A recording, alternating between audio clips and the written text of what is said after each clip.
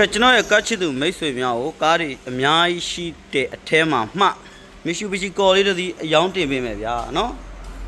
1300cc လေးကိုမှအတွင်းကန်းကြဲကြဲလေးနှစ်သက်ပါတယ်ဆိုတဲ့ customer များအတွက်ဒီမှာရောင်းချလို့ပေးပြီဗျာ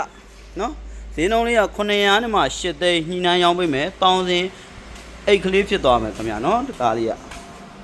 တာယာတွေအကောင်းမယ်နော်အယောင်ပြတ်ထဲမှာမပါဘူးခင်ဗျာနော်အယောင်ရင်လေးပါဒါတော့အတွင်းကအရန်ကျဲတယ်ဗျာနော်ဒီကောင်လေးကမီရှူဘီရှီ brand တွေကအဲကွန်းကြတော့တအားအေးတာတအားကောင်းတယ်ဒီကောင်လေးဆိုဖွင့်တန်းအေးနော်ဟန်ဂီယာလေးဖြစ်သွားမယ်နော်ဟန်ဂီယာလေးပါကီလိုကတော့3သိန်းနဲ့မှ9000နော်ဟန်ဂီယာဖြစ်မယ် Android TV ထည့်ပေးတာတယ်အဲကွန်း share ကောင်း speaker လေးလုံး music ပိုင်းလည်းကောင်းတယ်ခင်ဗျာနော်အရေးကြငွေချမ်းလက်ထက်အားလုံးအဆင်ပြေမယ်ခင်ဗျာနော်ဟမ်ဘရိတ်ပါတွေကချင်းနေဟမ်ဘရိတ်ဖြစ်သွားမယ်ဟောတိုက်ကပါလေးတွေလှနေရောပဲเนาะကားလေးကเนาะ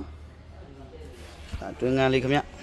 ဒါတော့နောက်ခန်းပေါ့เนาะဒီထိုင်ကုန်လေးကခောက်ခက်လို့ချလို့လည်းရတယ်ခင်ဗျာเนาะစပီကာတွေကတော့နောက်ဒီမှာပါပါတယ်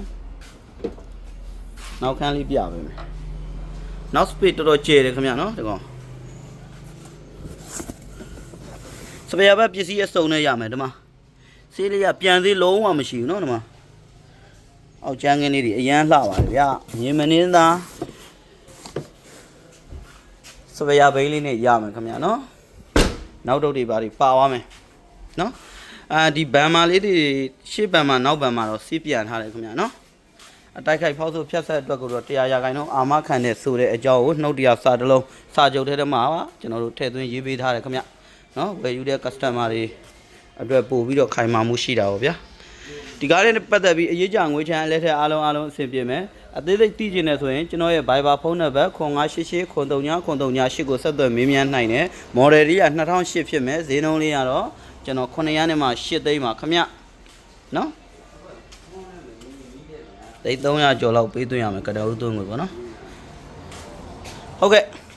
ကျွန်တော်တို့ကိုချမ်းမှာနောက်ဗီဒီယိုမှာပြန်လဲဆုံတွေ့ကြပါမယ်ခင်ဗျကိုယ်တိုင်ကိုကြလာရောက်ကြည့်ရှုခြင်းနဲ့ဆိုရင်တော့ကျွန်တော်တို့စိုက်တီးနေရသည်အရှိတကိုမင်းရဲကျော်သာ one way လမ်းမရှေ့ရက်ကွက်ကြောင်မှတ်တိုင်နီးမှာဒါကြည့်ရှုလို့ရမယ်နော်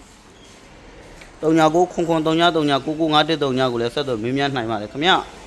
ဟုတ်ကဲ့ကျွန်တော်တို့ကိုချမ်းမှာနောက်ဗီဒီယိုမှာပြန်လဲဆုံတွေ့ကြပါမယ်အားလုံးပဲရှင်လန်းချမ်းမြေ့ကြပါသည်ခင်ဗျ